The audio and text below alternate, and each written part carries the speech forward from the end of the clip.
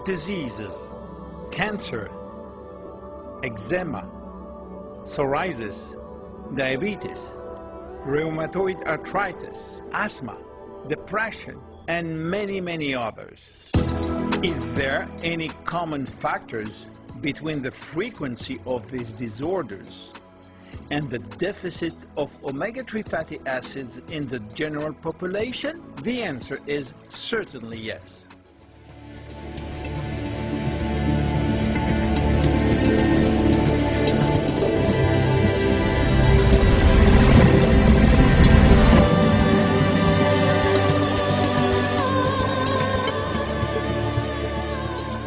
Greenland, a country within the Kingdom of Denmark. A young Danish doctor, Dr. Dyberg, wanted to understand how the Greenland Eskimo could eat a high-fat diet and still have one of the lowest death rates from cardiovascular disease on the planet. And human heart diseases. And it was strange that a group of Danes, the Eskimos living up there north, living from a fatty diet, had a low occurrence of heart disease from the cold seas. So the Eskimos ate, what we were told at least, a high-fat diet.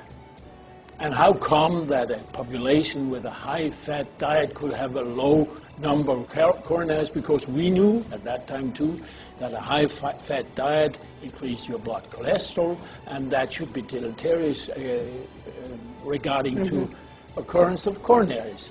So what was that enigma?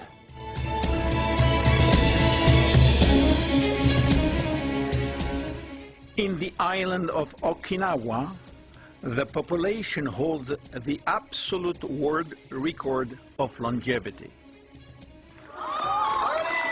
Their calendar may say they're 75 or 80, but their body says they're 50.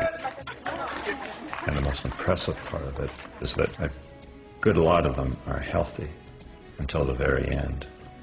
Over 70% of Okinawan centenarians are still functioning independently at age 97. That's 97% of their life has been healthy. And here we have a society that has the lowest, it seems, of everything. The longest lifespan, the lowest breast cancer, the lowest prostate cancer, the lowest colon cancer, the lowest coronary heart disease. So those kinds of things fascinate me. How could you be low in almost every single disease and have this incredibly long lifespan? I am amazed by those statistics, because if we lived in the West, more like the Okinawans, you could probably close down 80% of the coronary care units, 1/3 of the cancer wards, and a lot of nursing homes would be out of business, simply because these people are so healthy. In the Greek island of Crete, the difference in health between the population and the rest of the world is remarkable. Compared to the American, for example, they had half of the cancer death rate and an amazing 1/20th of the mortality from coronary heart disease. So what is the common link? 1, very low incidence of heart diseases.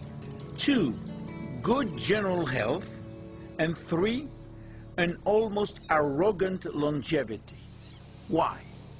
Experts agree because of a high consumption of omega-3 fatty acid.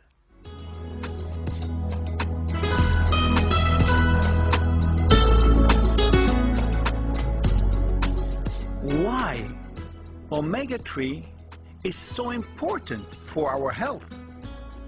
The good fats influence every aspect of our life, from the beating of our heart to the ability to learn and to memorize.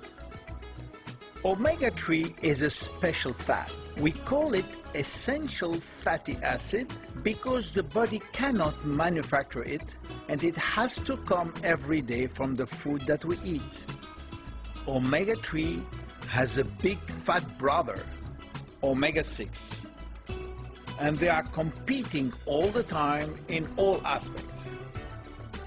20,000 years ago, the competition was fair because the forces were equal, a ratio of 1 omega-3 to 1 omega-6, and our cell's membrane could manage the pro and the con of both brothers. Today, it is a disaster. There is in our cell's membrane sometimes 100 more omega-6 than omega-3, thanks to the food industry. Omega-6 big fat brother being always the winner, and the consequences are devastating. Cardiovascular, inflammatory diseases, depression, and many other diseases due mainly to chronic inflammation. The good news is that by taking regularly omega-3 and by reducing significantly our consumption of omega-6, we can reduce the symptoms, sometimes reverse the disease, and always prevent in good proportion from most chronic inflammatory diseases.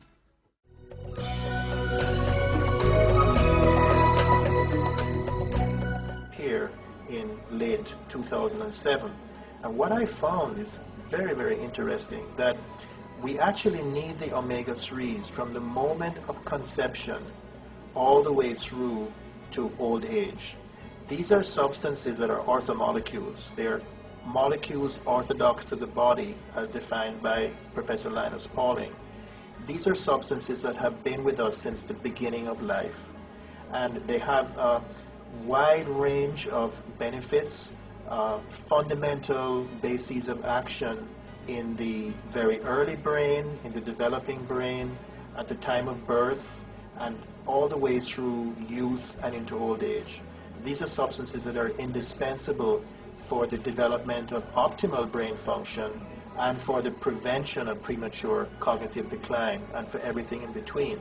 They're also very, very important for mood and for mood control and for behavior.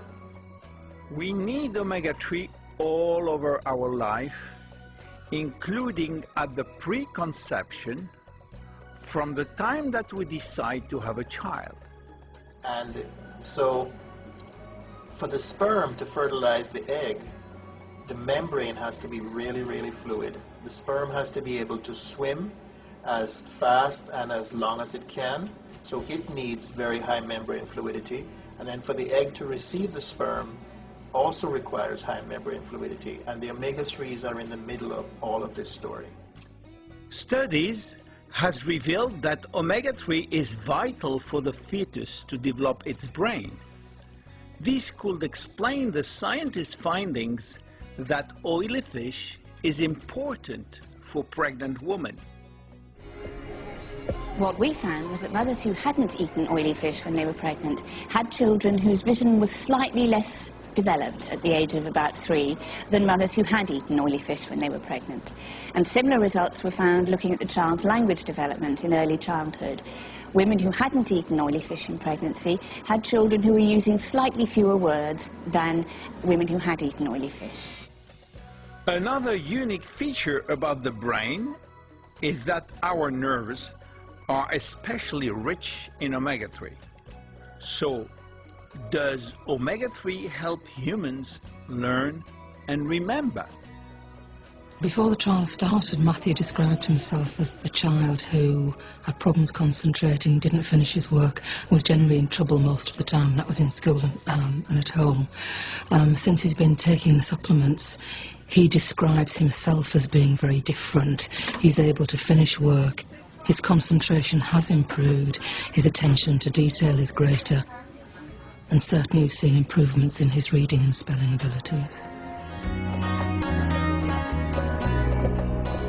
The results are now in, and they have exceeded my expectations. Children who were already functioning well above their ages, for example, I'm an 8-year-old child who was reading at the 13.5-year level. 3 months into the trial, he was reading at the 17-year level. Certainly, the trend is suggesting that children of all abilities are achieving their full potential. The scientific community has recognized that consumption of omega-3 from fish oil has significant cardiovascular benefits, and the number of large studies demonstrating the positive effect of omega-3 is now overwhelming.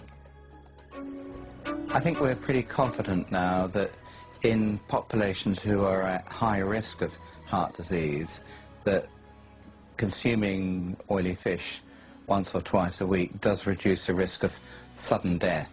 There are very good data from epidemiologic studies that suggest that people who have more fish in their diet and have high levels of omega-3 fatty acids within their bloodstream or in their blood cells are at actually lower risk of having heart attacks and strokes.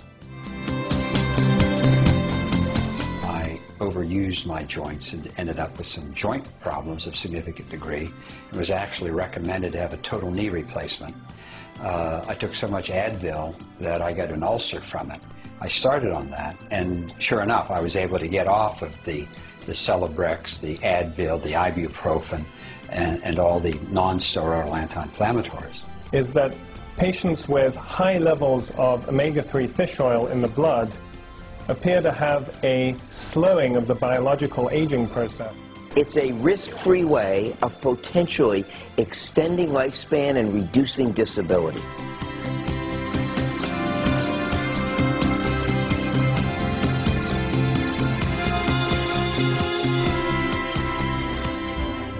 So, what is important concerning omega-3?